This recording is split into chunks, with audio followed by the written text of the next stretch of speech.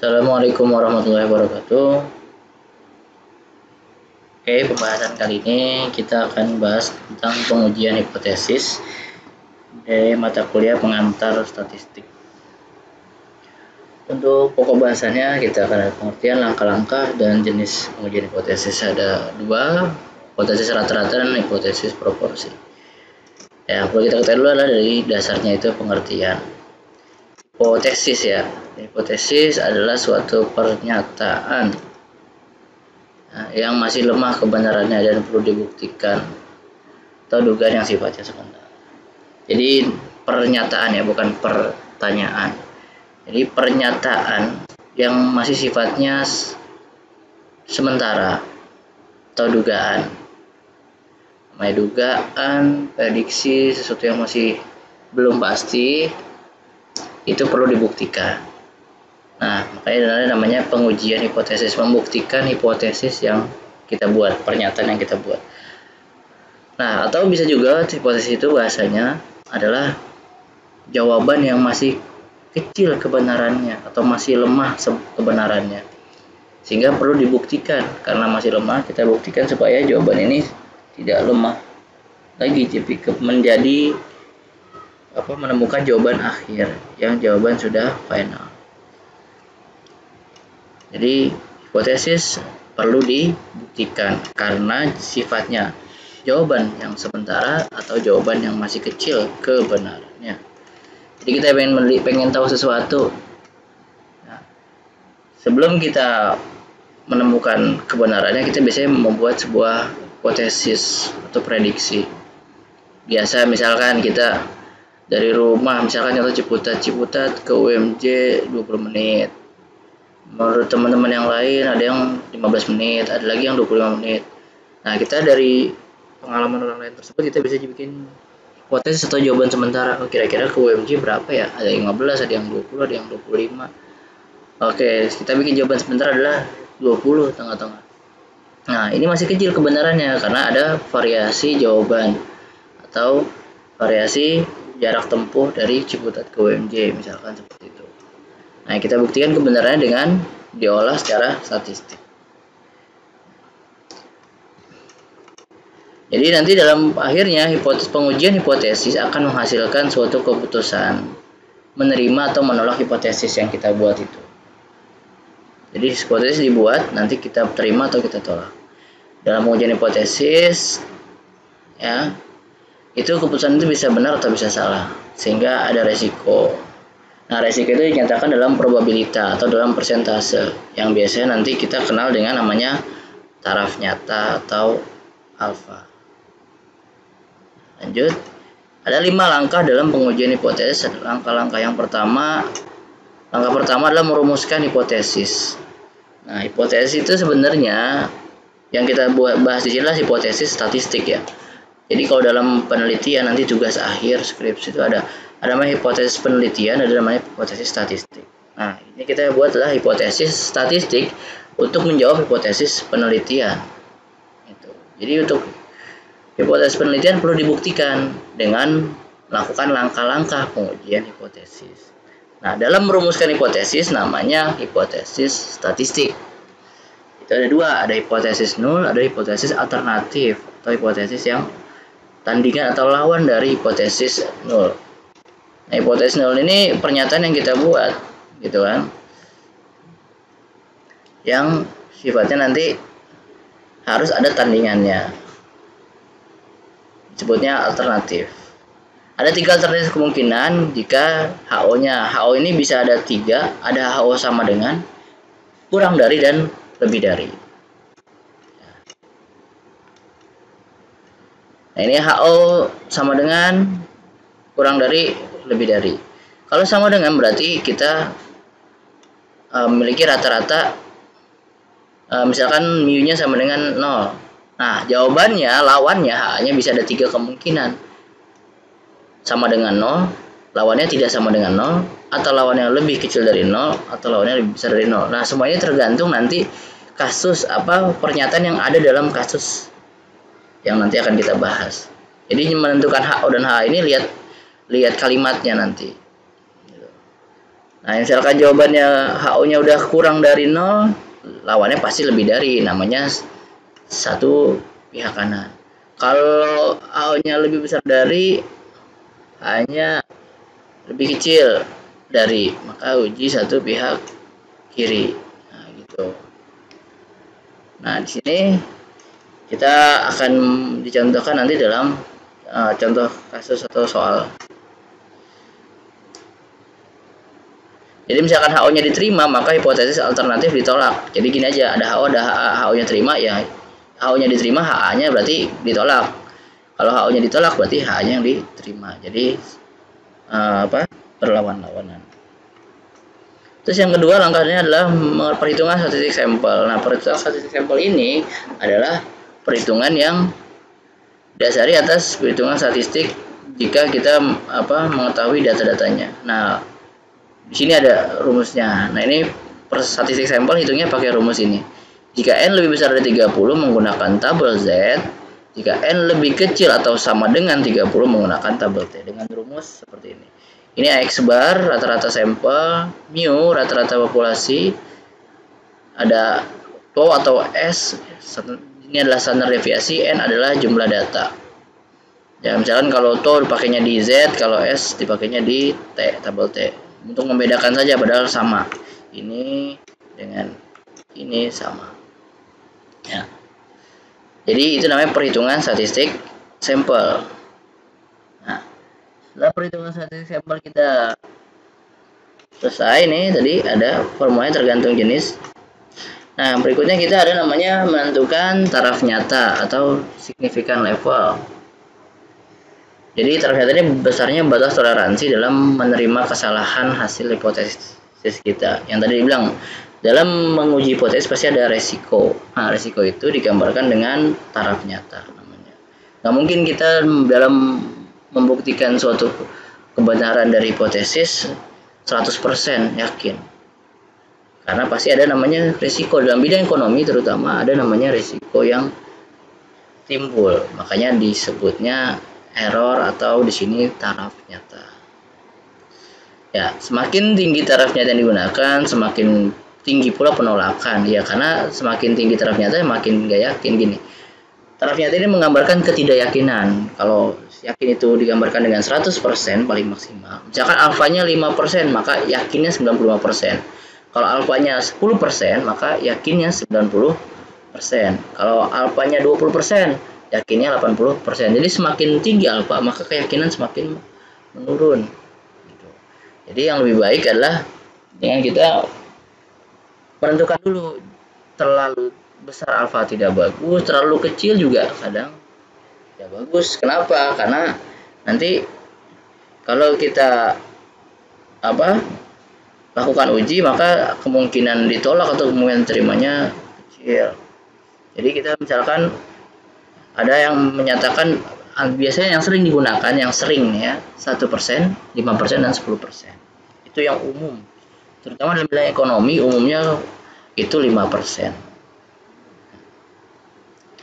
Oke, yang keempat adalah tadi udah merumuskan hipotesis, terus perhitungan statistik sampel, terus ada menentukan taraf nyata. Yang ketiga, yang keempat adalah kriteria pengujian hipotesis. Maksudnya adalah di sini pembuatan keputusan. Jadi ntar kita mau lihat membandingkan antara statistik sampel dengan taraf nyata. Jadi langkah 2 dan langkah 3 dibandingkan di langkah 4 untuk menemukan hasil apakah hipotesis ditolak atau diterima.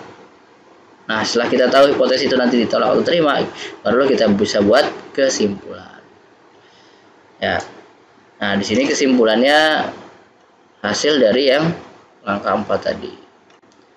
Jangan kita mengacu pada rumusan hipotesis, ya kan? Kita lihat contohnya. Yang pertama, pimpinan bagian pengendali mutu ini ya. Oke. Barang merek Aku Sehat ingin mengetahui apakah, nah ini kuncinya di sini, apakah rata-rata berat bersih satu kaleng susu bubuk yang diproduksi di pasaran masih tetap 400 gram atau lebih kecil dari itu. Nah, dari sini kita lihat.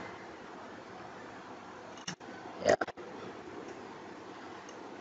masih tetap 400 gram atau lebih kecil dari itu. Maka ini disebutnya H0, pernyataannya masih tetap 400 gram tandingannya atau sudah lebih kecil dari itu. Nah, kalau kita mengacu pada hipotesis sama dengan, maka lawannya bisa tidak sama dengan, bisa lebih kecil atau bisa lebih besar. Nah, ini hipotesis sama dengan dilawankan dengan hipotesis lebih kecil. Nah, ini tadi yang kita tengok sini. Nah, ini. Berarti tadi hipotesis nolnya sama dengan 400. Ini ya. Maka lawannya lebih kecil dari 400. Maka sebutannya adalah uji satu pihak kiri. Jadi yang kalau misalkan H0-nya rata-ratanya sama dengan, lawannya bisa 3 pilihannya. Nah, di situ pilihannya adalah yang lebih kecil.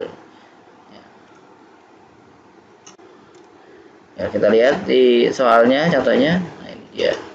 400 gram tetap atau sama dengan 400 gram atau lebih kecil dari itu.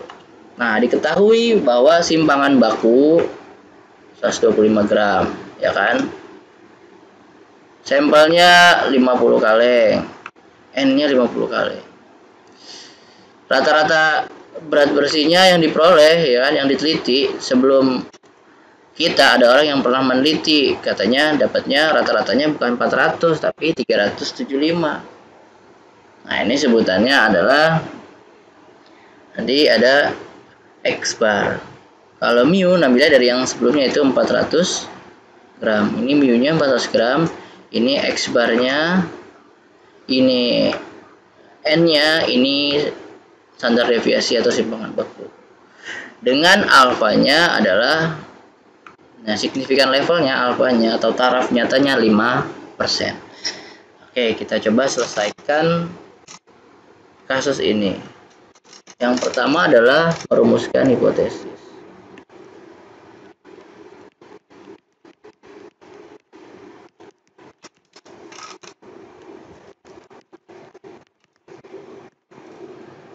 Ya, ada H0. H0-nya adalah mu sama dengan 400 gram. HA-nya adalah lawannya mu lebih kecil dari 400 gram. Nah, kita langsung buat aja satu sisi kiri. Maksudnya, berarti kita akan melakukan uji satu sisi kiri. Jika ininya tidak sama dengan, maka dua sisi. Kalau misalkan ini lebih dari 400, berarti satu sisi kanan. Jadi untuk khusus mu yang sama dengan, maka jawabannya bisa 3. Kalau mu-nya lebih kecil, jawabannya H-nya lebih besar. Kalau H-nya lebih kecil, H-nya lebih besar. Kalau H-nya lebih besar, H-nya lebih kecil. Jadi ya, kalau yang H-nya udah lebih kecil atau lebih besar, jawabannya cuma 1. Yang kedua adalah perhitungan statistik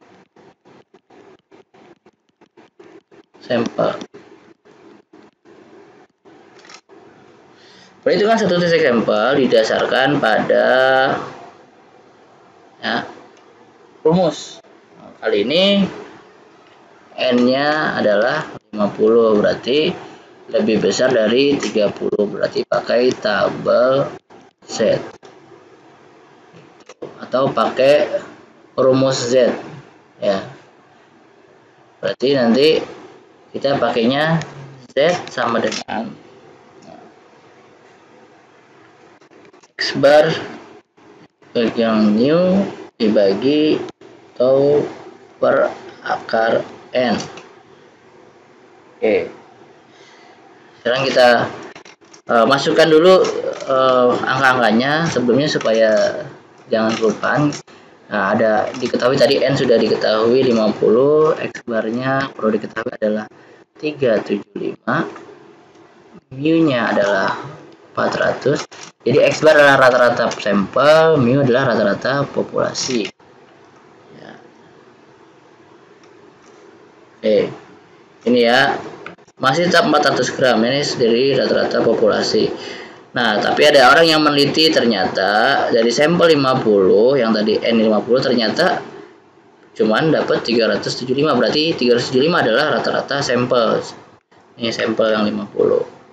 Bener nggak sih diuji 50 itu 375 gitu intinya. Kita pengen menyatakan dengan taraf nyata 5%. Padahal kan secara umum garis besar keseluruhan itu 400 gram. Tuh rata-ratanya. Ternyata diteliti dari semuanya kita ambil 50 kaleng. Ternyata di 50 kaleng ini ada 375. Benar nggak sih? Di sini kita lanjutkan. Tadi ada N 50 X barnya. Nah, standar deviasinya tadi ada simpangan baku 125 gram. Berarti kita tinggal masukkan ke dalam rumus 375 dikurang 400 dibagi 125 bagi akar 50. Itu ya. Oke. Masukkan min 25. Terus ini 125 bagi akar 50. Hasilnya 17,68. Nah, setelah kita hitung, silahkan dihitung lagi. Itu hasilnya min 1,41. Jadi min, di sini ada minnya. Ini untuk langkah 2, perhitungan statistik sampel. Ya, dicatat dulu nih. Perhitungan statistik sampel itu ada angka min 1,41. Jadi udah dirumuskan hipotesis, HO-nya mu sama dengan 400, H-nya mu kurang dari 400 gram. Kita pakai uji satu sisi kiri. Oke, di sini ada rumusnya dan kita masukkan sesuai dengan angkanya, dapatlah min 1,41. Oke, berikutnya kita lanjut ke langkah ketiga. Nah, di langkah 3 ini adalah kita akan menentukan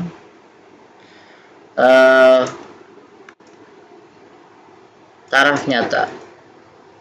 Nah, langkah 3 adalah menentukan taraf nyata.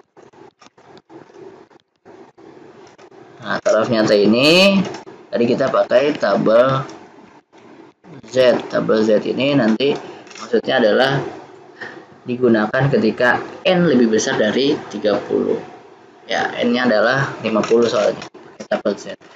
Nah, kalau dalam Z itu menggunakan CL. CL itu lawan dari alfa. Nah, tadi alfanya adalah 5%. Maka CL-nya adalah 95%. Jadi totalnya 100 nih. Z pakai CL, kalau T pakai alfa dalam rumusnya. Jadi karena satu sisi kiri, maka kita akan cari Z CL. CL-nya 95% atau 0,95. Z CL 0,95. Berapa sih angkanya di tabel Z? Nah, sebelumnya udah benar tabel Z. Nah, ini 0,95. Nah, cari angka di tengah-tengah. Itu 0,95 nggak bakal ada di tabel ini, karena tabel ini jika lebih dari 0,5 maka harus dikurangi dulu. Jadi gini cara nyarinya, ZCL 0,95 dikurang 0,5 karena satu sisi kiri tadi. Jadi satu sisi kan, kalau dua jumlahnya 1, kalau satu sisi doang ya setengahnya, berarti 50% atau 0,5. Berarti yang kita cari adalah ZCL 0,45. Ini dikurangi 0,5 kalau dia satu sisi, entah satu sisi kanan atau satu sisi kiri untuk melihat tabel.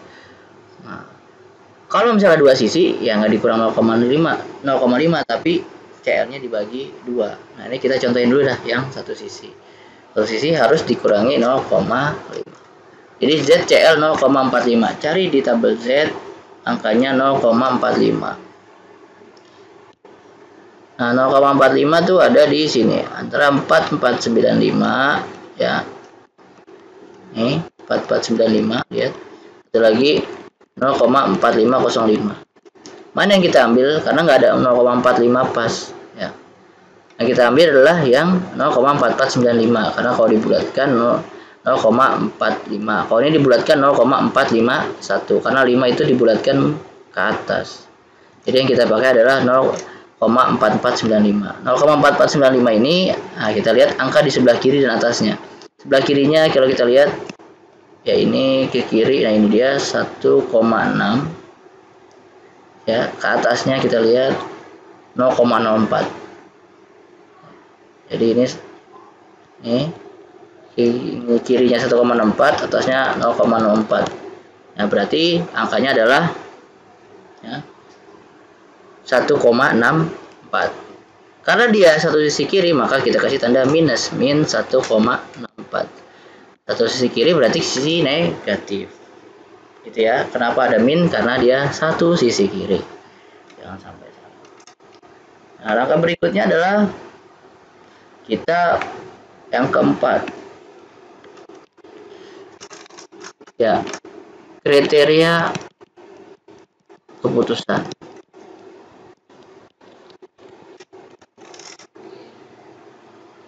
Nah, kalau ini kita gambar. Paling gampang kita gambar. Karena satu sisi kiri, kan harusnya kedua sisi seperti ini. Dua sisi nih, ini namanya dua sisi. Ya, dua sisi gini aslinya. Tapi karena kita satu sisi, maka kita nggak perlu sisi yang sebelah kanan. Ya, cukup kita pakai satu sisi sebelah kiri. Seperti itu. Nah, ini namanya daerah penolak HO diterima. Yang sebelah yang diarsir namanya daerah HO ditolak. Nah, kita tempatkan angka 164 ini. Ya, ini 164 di titik perbatasan min 1,64. Nah, kita bandingkan tadi dengan statistik sampel. Statistik sampelnya adalah ini min 1,41. Nah, min 1,41 ada di mana? Kalau min ya semakin angkanya lebih kecil semakin lebih besar. Contohnya kira-kira di sini min 1,41. Maka min 1,41 ada di daerah HO yang diterima. Maka kesimpulannya adalah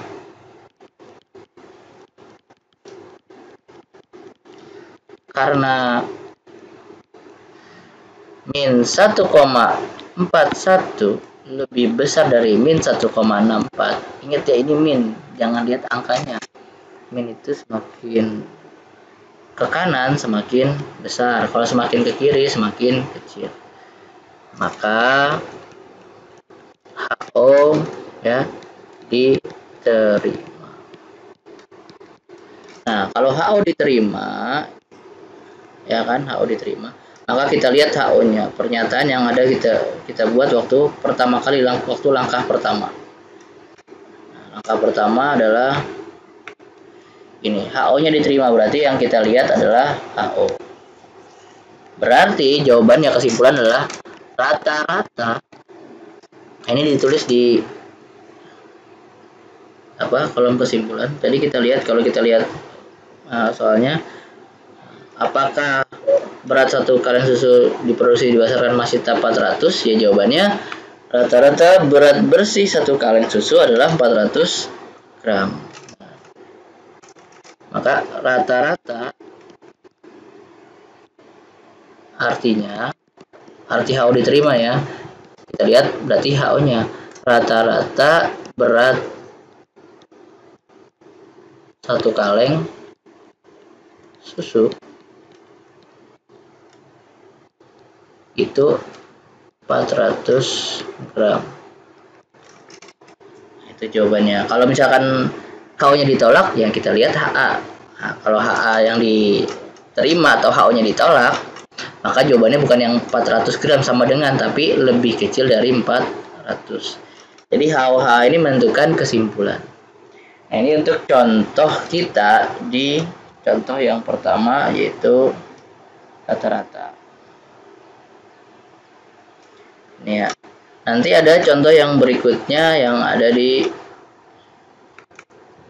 materi yang nomor 2 nih, contoh soal nomor 2. Silahkan dicoba. Ini tadi kita satu sampelnya yang rata-rata, contohnya yang masih di atas 30. Yang di bawah 30 kita belum coba. Nanti kita coba juga di bawah 30 dengan soal yang sama. Mungkin di sini ya, dengan soal yang sama kita coba ganti tadi 50 kaleng ya, kita ganti 25 kaleng sekarang. Nah, ini untuk contoh tadi yang Z ya, supaya ada contoh yang T kita buat rata-rata dengan 25 kaleng. Oke, kita mulai lagi. Pertama adalah merumuskan.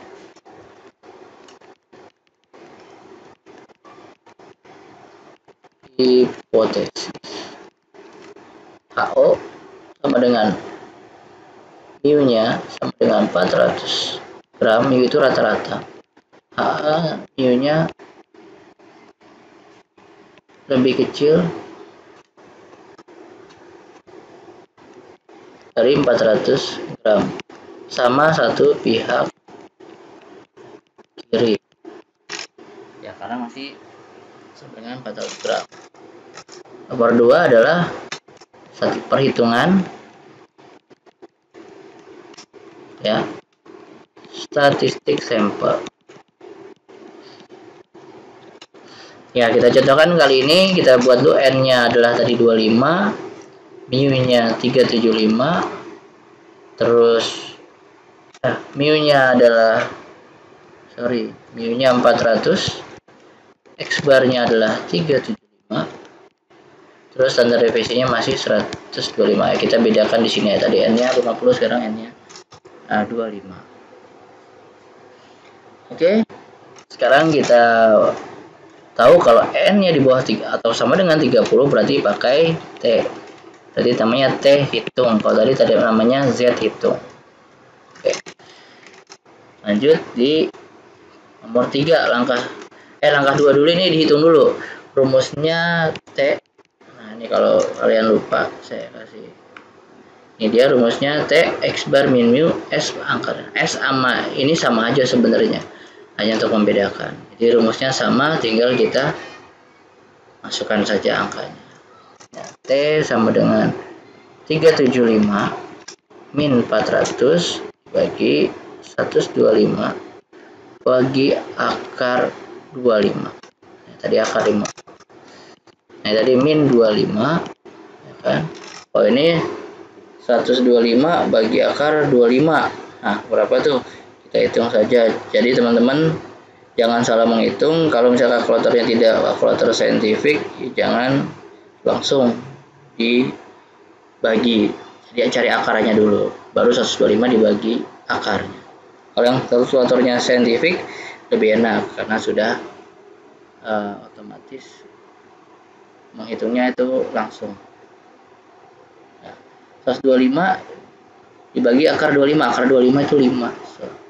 Ya, 125 dibagi 5 adalah 25. 25 min 25 bagi 25 adalah min 1. Berarti angka T hitungnya adalah ya min 1.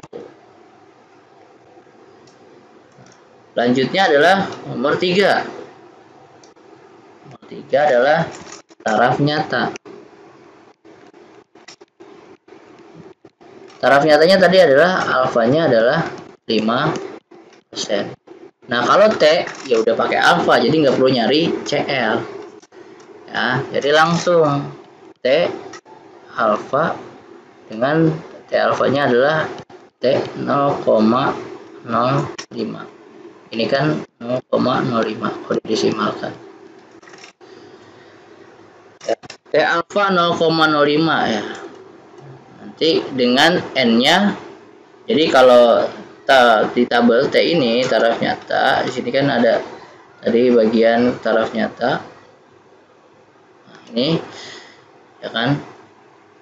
Nanti kita bisa lihat taraf nyata ini nggak cuma 5% gitu. Bisa 1 atau 5 atau 10%. Nah, kita pakai tabel T. Tabel T lihatnya adalah Jadi caranya adalah T alfa, ya kan, artinya df n min 1. df itu degree of freedom atau derajat kebebasan. Jadi kalau mau dilihat T alfa adalah T alfanya adalah 0,05 dengan df 25 dikurang 1. Berarti T 0,05 df 24. Kita cari tabel T. Ini tabel T. Tabel T yang satu sisi, atau kalau dia belum dibagi dua, nah ini satu, kita lihat di one tail 0,05, ini 0,05. Oke, 0,05 ini ya, yang warna hijau nih one tail 0,05 satu sisi, 0,05. terus angkanya n nya tadi 25, tapi kalau df n dikurang 1, 25 kurang 1 berarti 0,05. Di atasnya, bawahnya yang warna hijau ini 0,5, bawahnya adalah bawahnya sebelah kirinya adalah 24. Jadi kita besar ya. Nah, ini dia 0,05 di 24. 24 saya kecilkan lagi. Nah, ini 0,05 24. Dia titik garis berarti 1,714 ya, 1,714. Kita lihat di tabel itu angkanya adalah 1,174 ya,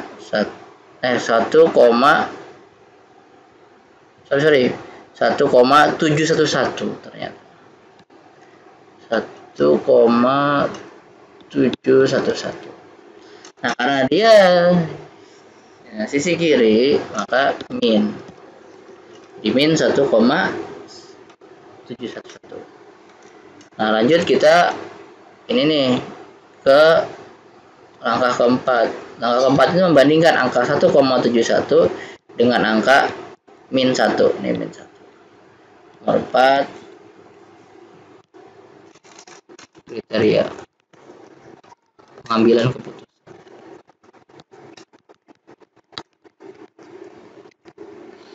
Ya, ini kita gambar. Kalau ini kita gambar, jadi masih satu sisi kiri, berarti yang diarsir sebelah kiri. Ini namanya HO diterima. Jadi kalau yang nggak diarsir HO nya terima. Nah, ini namanya HO ditolak.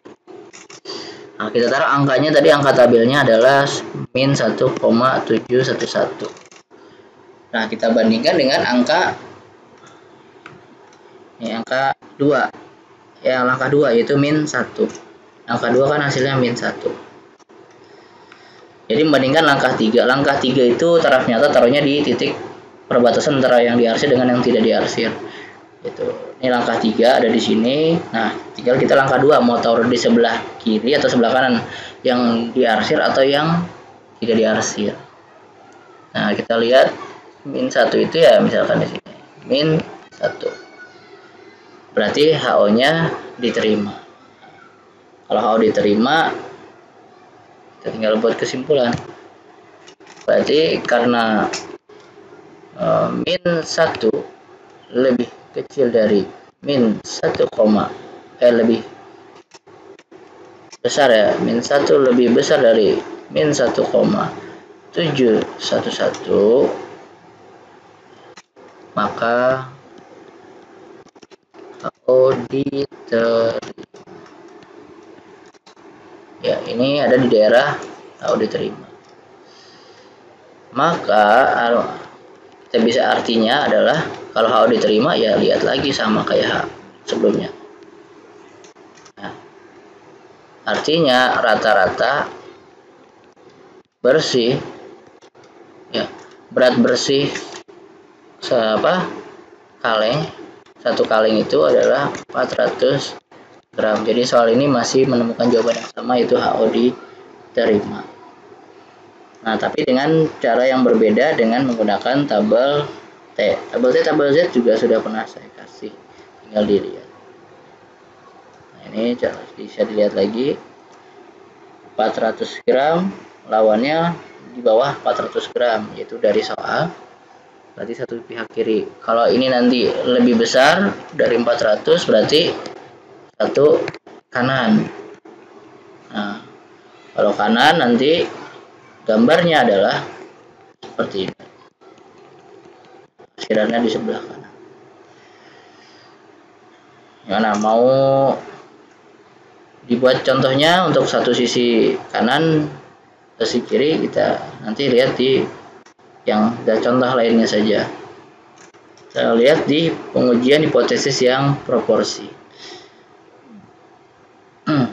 Proporsi ini adalah pengujian hipotesis yang di sini biasanya bentuknya porsi, atau porsi itu kalau dibuat angka adalah persentase.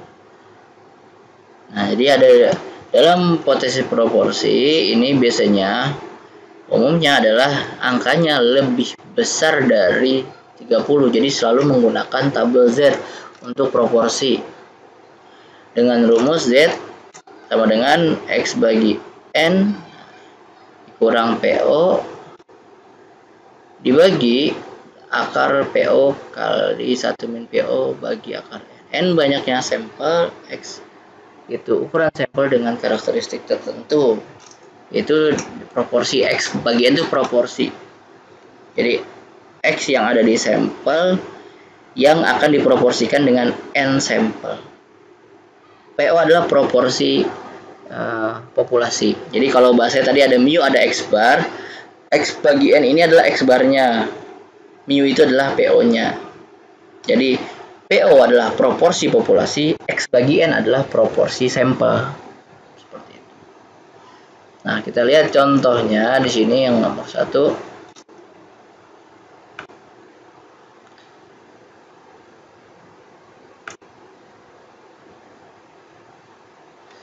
Nah, kita lihat ini contohnya.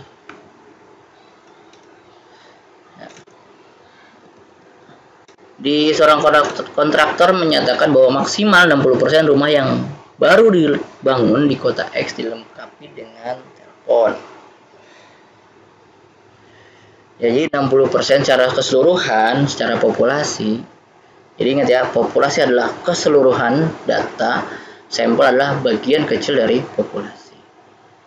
Nah, di sini yang kita uji statistik adalah uji statistik untuk sampel atau pengujian hipotesis untuk sampel, bukan untuk populasi.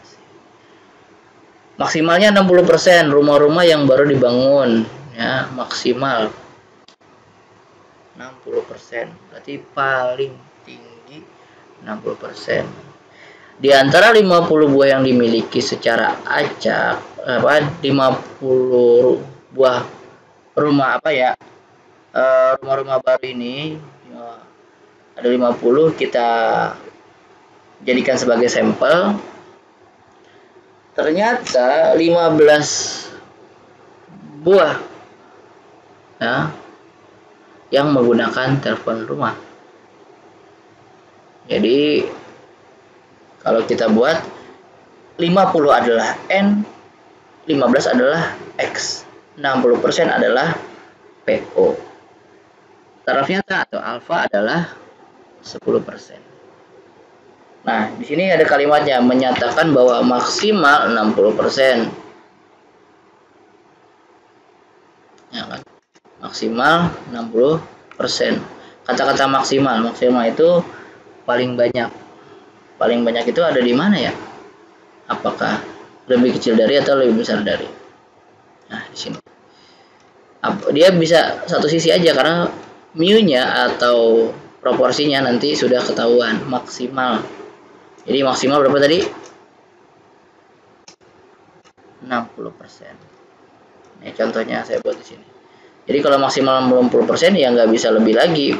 Berarti di bawah 60%. Nggak bisa 61%. Berarti HO-nya adalah yang ini kita pakai. Ini berarti uji satu pihak kanan. Jadi kalau HO-nya maksimal 60% atau Di sini tadi pakainya PO, ya kan?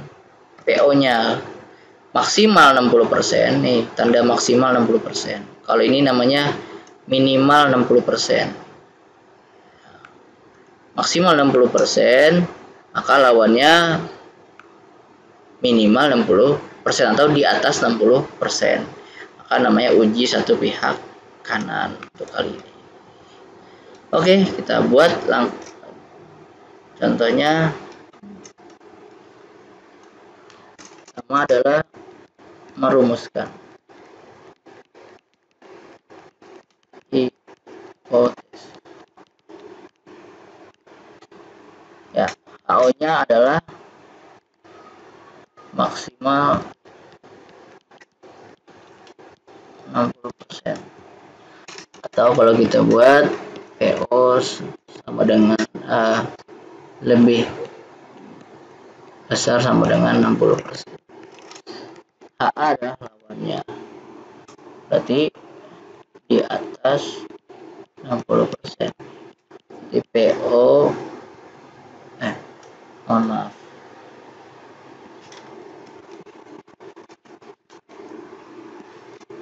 PO-nya di bawah 60%, karena maksimal 60%. Berarti untuk lawannya adalah di atas 60%.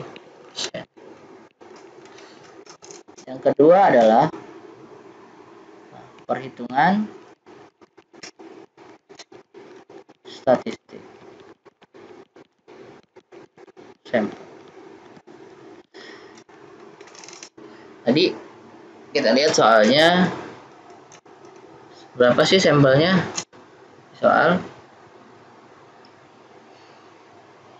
50 buah, terdapat 15 buah yang acak. N-nya 50, X-nya 15, PO-nya 60% atau 0,6. Berarti kita bisa cari XN. X bagi N 15 bagi 50. Berapa sih 15 dibagi 50? Nah, kita bisa di sini nanti tinggal dihitung aja. Nanti kalau XN udah ketemu, jadi lebih enak dalam perhitungan apa dalam proporsi ini statistik sampelnya, karena X bagi N-nya nanti kita langsung ganti aja di sini angkanya berapa. Jadi supaya tidak repot. Gitu ya. Untuk XN-nya berarti 15 dibagi 50 itu 0,3.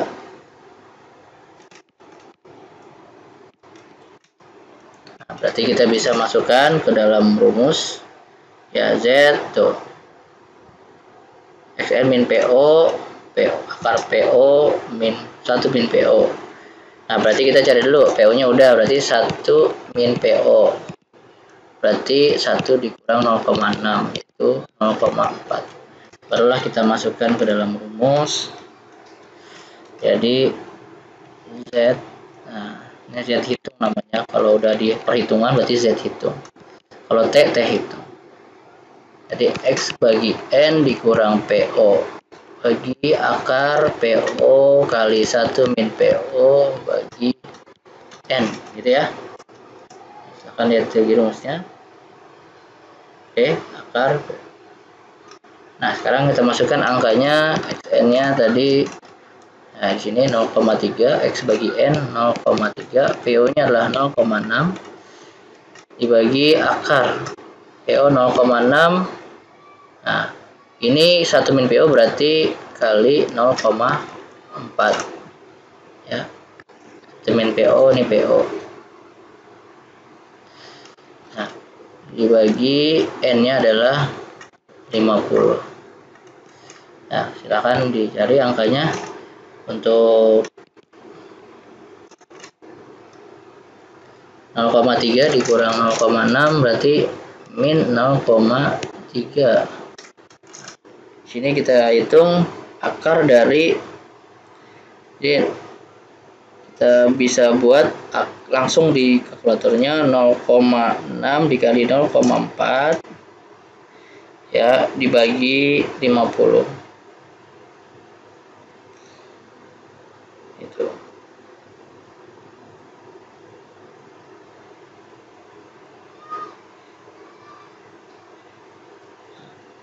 Sini terdapat 0,0098 ya, kalau kita mau pakai di belakang koma. Nah, tinggal dibagi.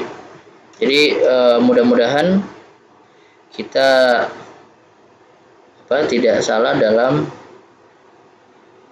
menghitung, karena kalau kesalahan dalam menghitung menyebabkan kita kesalahan dalam hasil. Coba dihitung lagi kalau diulang. Jadi kalau mau gampang, ini dibagi ini baru diakarkan. Misalkan kalau kita runtut saja ya. Coba supaya tidak salah kita dalam buatnya. Sini pertama akar dari 0,06 kali 0,4, 0,6 kali 0,4 itu 0,24 dibagi 50, berarti 0,0048, berarti 0,3 dibagi akar 0,0048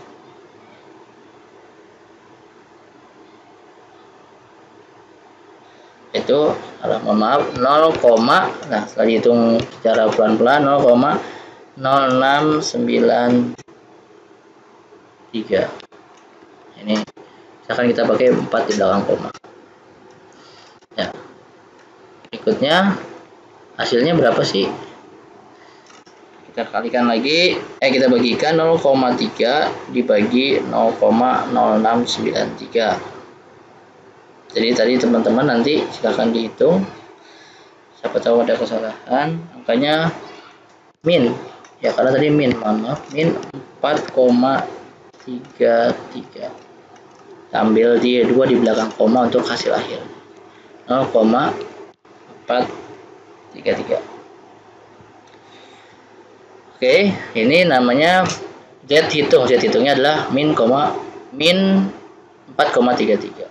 Nah, bagaimana dengan langkah berikutnya? Langkah berikutnya adalah menentukan taraf nyata.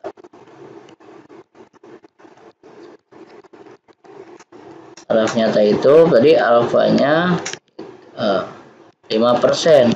Ingat, kalau Z adalah harus pakai CL, berarti alfanya, mohon maaf, alfanya bukan 5%. Alfanya adalah 10%. Baru kita lihat soalnya. Nah, ini 10%. Berarti CL-nya 90% atau 0,9. Nah, kita cari di tabel Z. Ya. Kita satu sisi kanan, berarti cari dulu Z CL 0,9 dikurang 0,5. Jadi kita nyari Z CL 0,4. Nah, berapa angkanya 0,4? Dari tabel Z.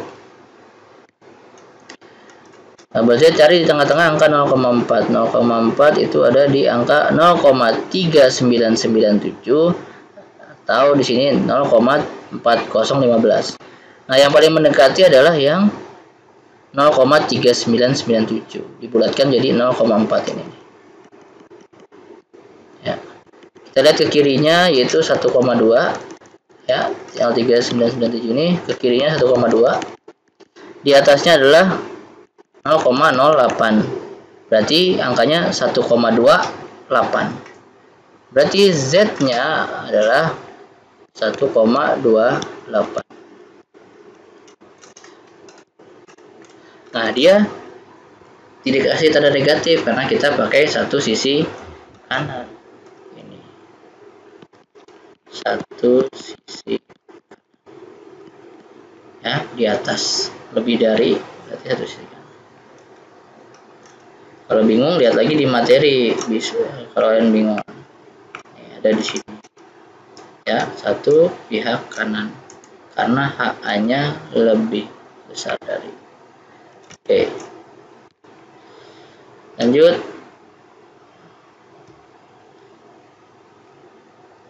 Kita buat 4 adalah kriteria pengambilan keputusan. Nah, ini kita gambar.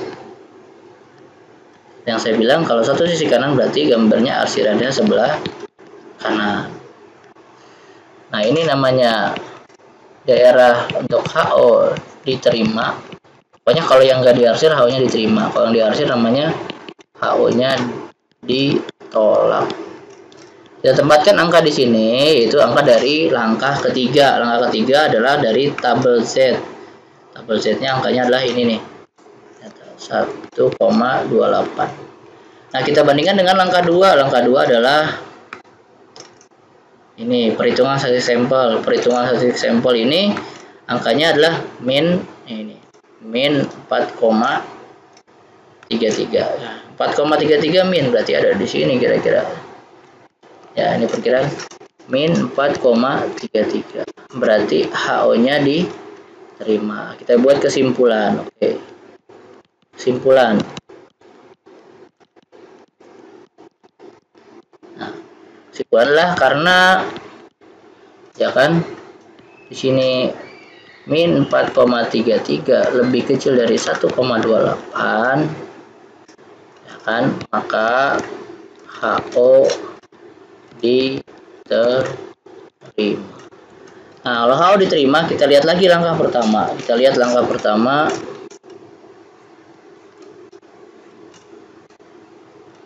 Nah, ini HO diterima ya, berarti kita harus lihat kalimat ini, kalimat HO. Berarti maksimal 60%. Ya, kalau kalimat lengkapnya kita lihat di soal.